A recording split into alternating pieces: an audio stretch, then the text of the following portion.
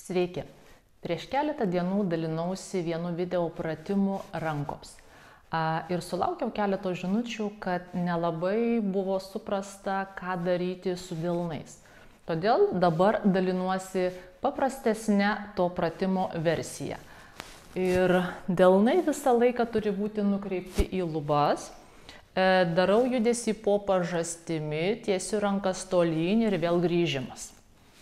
Ir pati vėl svarbiausia dalis tai yra išlaikyti delnus atgręžtus į lubas. Vienintelė sąlyga. Kuo labiau laikom delnus atsuktus į lubas, tuo labiau stengiasi mūsų riešai, alkūnės ir pečiai.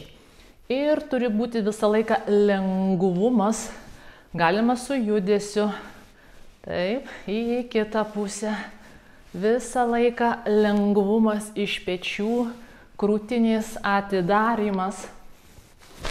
Visą laiką tokiais pratimais džiaugiuosi, aš juos visą laiką vadinu linksmais, nestandartiniais pratimais, kuomet mano klientės gauna pačias geriausias emocijas, visą laiką būna šypsena, visą laiką būna bandymas atlikti pratimą, pastangos įdėtos. Tai tokie pratimai tik tai pradžiugina mūsų dieną ir pagerina mūsų emocinę sveikatą. Todėl bandykim vis kuo daugiau naujesnių, įvairesnių, sudėtingesnių, bet su šypsena veide pratimų. Gražios dienos!